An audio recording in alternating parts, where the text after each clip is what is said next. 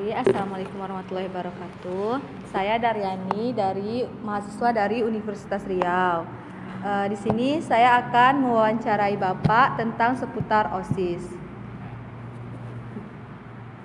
Oke, perkenalkan dulu, nama saya Primaderi. Saya di sini sebagai pembina OSIS, dan selain itu saya juga menjabat sebagai pengampu mata pelajaran PJOK di sekolah ini. Ya, langsung saja ya Pak, saya akan berikan Bapak beberapa pertanyaan. Yang pertama itu mengapa OSIS didirikan? Oke, kalau pertanyaan mengapa OSIS didirikan, tentu di setiap sekolah yang mulai dari tingkat SMP menengah pertama sampai SMA itu OSIS selalu ada, karena OSIS itu merupakan organisasi intrasekolah yang dimana sebagai wadah berorganisasi atau belajar berorganisasi bagi siswa-siswi yang ada di lingkungan sekolah tersebut, baik untuk kegiatan intern di dalam sekolah ataupun nanti untuk kegiatan keluar.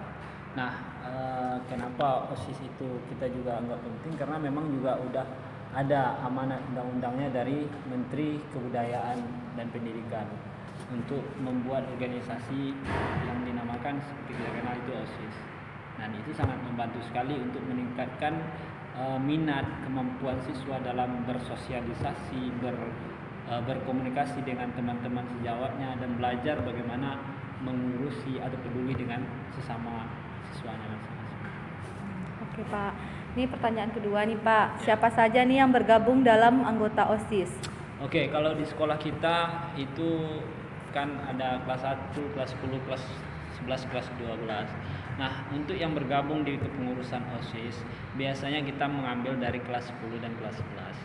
Kalau kelas 10 karena baru, mereka mungkin hanya di bagian departemen saja, seperti departemen kebersihan, keamanan, ketertiban, dan lain-lain. Akan tetapi untuk ketua OSIS sendiri itu diambil dari kelas 11. Sedangkan wakil baru kita ambil dari kelas 10. Jadi ada ketua dan wakil kelas 11 dan kelas 10. Mereka lah yang akan menjadi penggerak bagi siswa-siswi sekolah kita yang lain.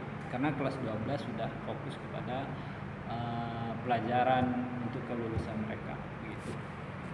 Ini pertanyaan untuk Bapak. Apa sih alasan Bapak mau menjadi pembina OSIS di SMK Perpajakan?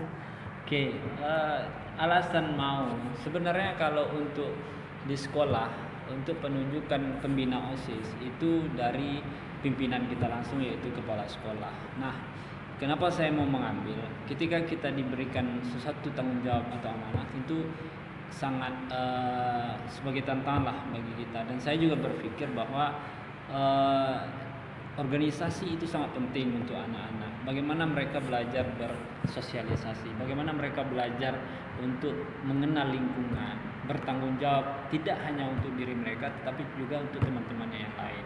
Nah, oleh karena itu saya ingin juga ketika saya ditunjuk, ya saya mengambil amanah itu, dan supaya apa? Supaya kegiatan-kegiatan OSIS, supaya OSIS ini lebih bisa berperan di dalam lingkungan sekolah, bahkan untuk memberikan prestasi di luar sekolah bagi sekolah. Makanya karena di sekolah kita ya OSIS, pembina OSIS juga mengurusi dengan kegiatan-kegiatan ekstrakurikuler dan lain-lain.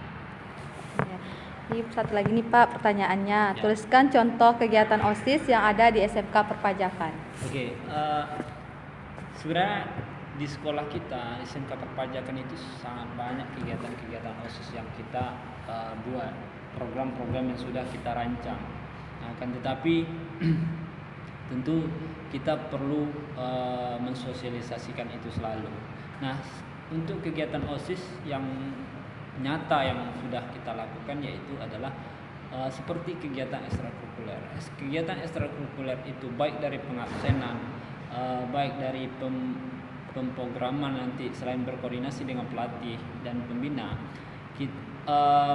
para siswa atau pengurus OSIS di bidang minat bakat atau keolahragaan, mereka yang mengurusi baik absen, rekap absen, dan lain-lain. Nah, di selain itu di bidang ekstrakurikuler kita juga ada kegiatan-kegiatan ke masyarakat seperti bakti sosial dan lain-lain. Juga tidak kalah penting, kita selalu mengadakan, karena seperti yang saya katakan tadi, OSIS adalah sebagai wadah bagaimana anak-anak belajar memimpin, baik untuk diri mereka ataupun bagi teman-teman atau lingkungan. Nah, kita juga sering mengadakan latihan kepemimpinan, mengundang narasumber dari luar bagaimana menjadi pemimpin, memanage orang dan lain-lain. Nah, itu yang kita lakukan. Mudah-mudahan nanti ke depan setelah situasi seperti ini yang mungkin memang agak menghambat kita, bisa kegiatan-kegiatan OSIS itu bisa lebih baik dan lebih banyak lagi bermanfaat. Terima kasih ya Pak.